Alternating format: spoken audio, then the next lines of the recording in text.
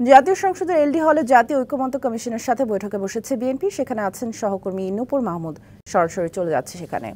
নূপুর, কি বিষয়ে আলোচনা হতে পারে এই বৈঠকে, বিস্তারিত জানাবেন।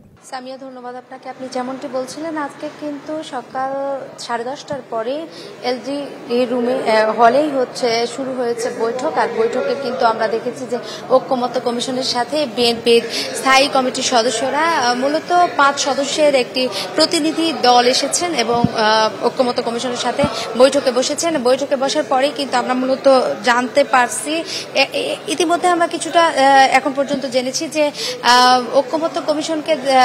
ঐক্যমত্য কমিশনের যে সুপারিশগুলো ছিল, সেই সুপারিশগুলোর বিষয় নিয়ে কোন কোন বিষয়গুলো নিয়ে বিএনপির একমত না, সেই বিষয়গুলো নিয়েও কিন্তু আলোচনা হবে বলে আমরা জানতে পেরেছি ইতিমধ্যে।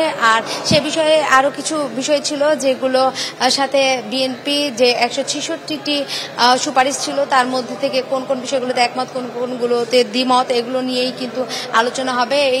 তার মধ্যে আবার আমরা কালকে ডক্টর আলী রিয়াজের সাথে কথা বলেছিলাম। তিনি কিন্তু বলেছিলেন আমাদেরকে যে পর্যায়ক্রমেই কিন্তু তারা প্রতিটি দল থেকেই কথা বলবেন বা তারা বৈঠকে বসবেন। বিশ্বমানের থার্মিক্স রড, সালাম স্টিল থার্মিক্স, দেশের একমাত্র থার্মিক্স রড।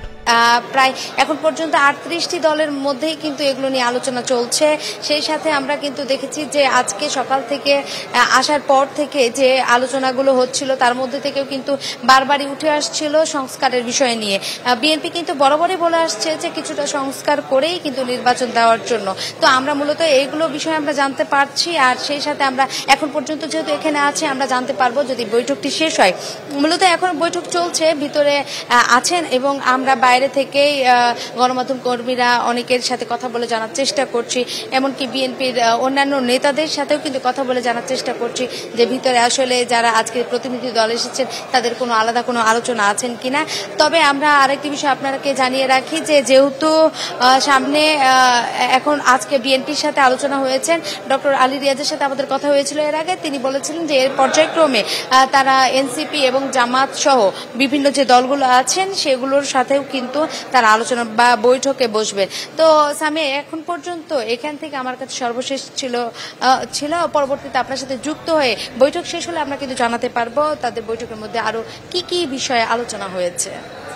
নিশ্চয়ই নূপুর, ধন্যবাদ আমাদের সাথে যুক্ত হবার জন্য।